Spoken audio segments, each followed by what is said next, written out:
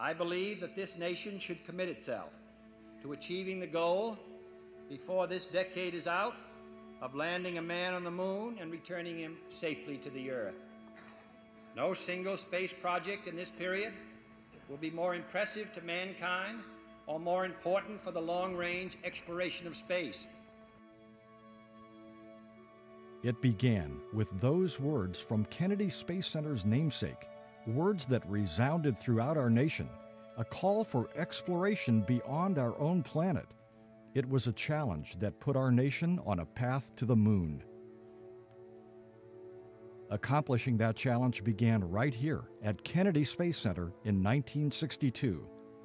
And during the next 5 decades, this center would serve as the departure gate for every U.S. human spaceflight. Our space exploration journey began a few years earlier on Cape Canaveral Air Force Station, where launch pads were already beginning to line Florida's sunny central east coast during the late 1950s. Here, a group of 7 daring space pioneers were already preparing for missions to explore the heavens and learn to live and work in space. From 1961 to 1963, 6 successful manned Mercury missions were processed and launched from the Cape. The first up, astronaut Alan Shepard rode a Redstone rocket and Mercury capsule on the first U.S. suborbital mission, May 5, 1961, just 20 days before President Kennedy's bold speech to Congress. Not long after, February 20, 1962, John Glenn lifted off in the Mercury Friendship 7 capsule from Launch Complex 14 and became the first American to orbit Earth. After Mercury came Project Gemini, and Kennedy workers helped prepare the 10 manned missions that were flown on Titan II rockets during 1965 and 1966. Project Gemini helped develop skills in rendezvous, docking, and working outside the spacecraft, skills that would be critical in flying to the moon during Project Apollo. Before the Gemini missions came to an end, though, a moon launch facility was starting to take shape at Kennedy Space Center. A spaceport was unfolding, ready to meet the goal of launching rockets to the moon and probes to investigate the far reaches of our solar system. An energized workforce stood ready to tackle any challenge on the horizon. We built the Launch Complex 39 launch pads and the giant vehicle assembly building designed for the Apollo missions. The 525-foot-tall VAB was the largest building by volume in the world. With 4 massive high bays, work platforms, and large cranes, it was a structure fit for processing the mighty Saturn V rocket that would soon take the dreams of a nation to the moon.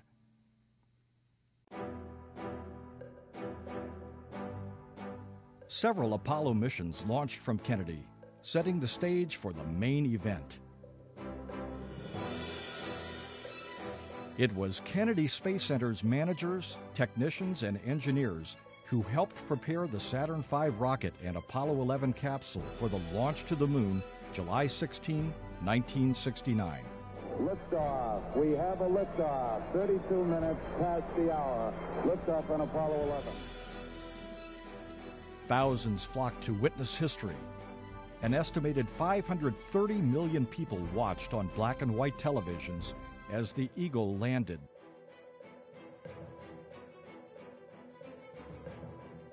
They heard Neil Armstrong's words as he became the first human to set foot on the lunar surface, July 20, 1969. It's one small step for man, one giant leap for mankind.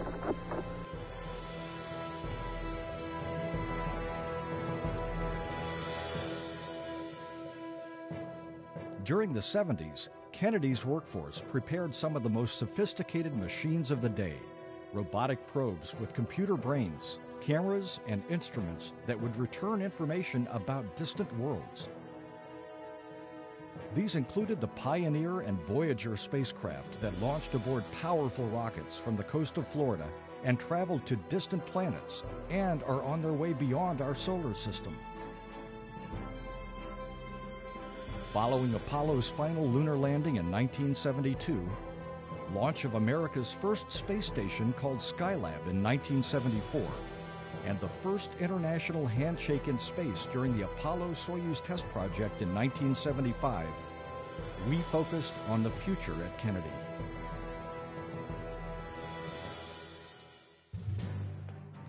A new program with new goals for space exploration was beginning to ramp up, the Space Shuttle Program, featuring a vehicle that launched like a rocket and landed like a glider.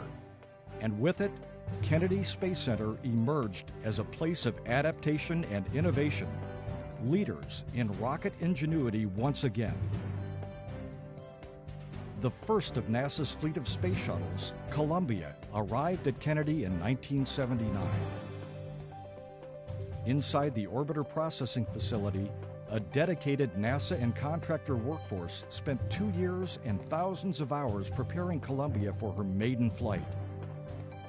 On April 12, 1981, Kennedy and the country launched a new era of spaceflight.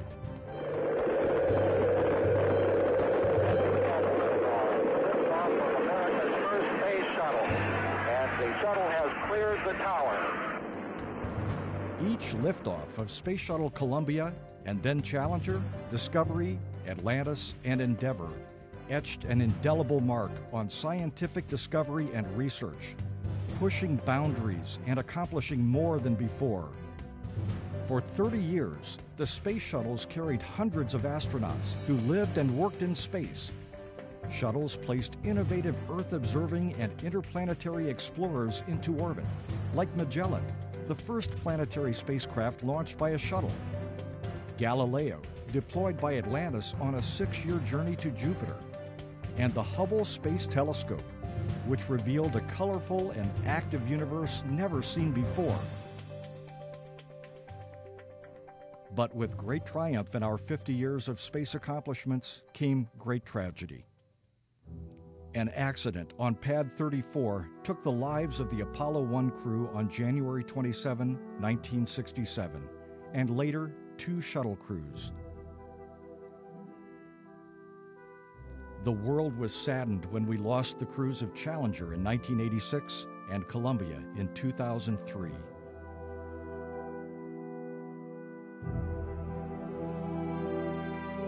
Left behind was a Kennedy workforce of thousands, committed to safety, who returned the shuttle fleet to service to one day complete the International Space Station. Our legacy of being the world's premier launch facility continued. Systems armed, T-minus 10 seconds, go for main engine start. 7, 6, 5, 3 engines up and burning. 3, 2, 1, and liftoff of Space Shuttle Discovery, beginning America's new journey to the moon, Mars, and beyond. And the vehicle has cleared the tower.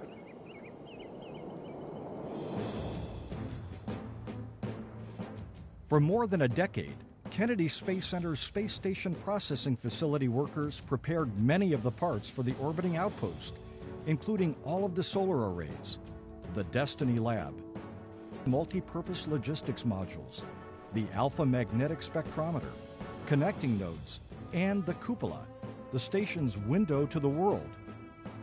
Our country and the world are reaping the benefits of this orbiting laboratory as it reaches its full potential in research and technology. It will be the centerpiece of human spaceflight activities for many years to come. And while the space station came together, Kennedy Space Center's Launch Services Program continued NASA's tradition of innovation and discovery with successful rocket launches that increased our understanding of Earth, other planets in our solar system, and the deep space beyond. This skilled NASA and contractor team has supported the launch of an impressive collection of rockets and spacecraft, including the Mars rovers, searching for clues about life on the red planet, Kepler, which is investigating planets like our own, and the triumphant touchdown of Curiosity, ready to explore the habitat on Mars. The Launch Services Program is Earth's bridge to space, continuing to launch spacecraft and satellites aboard powerful and sophisticated rockets from the east and west coasts. In 2011, the last 3 space shuttle missions were successfully launched and landed, completing 30 years of remarkable service. Having fired the imagination of a generation, a ship like no other, its place in history secured, the space shuttle pulls into port for the last time.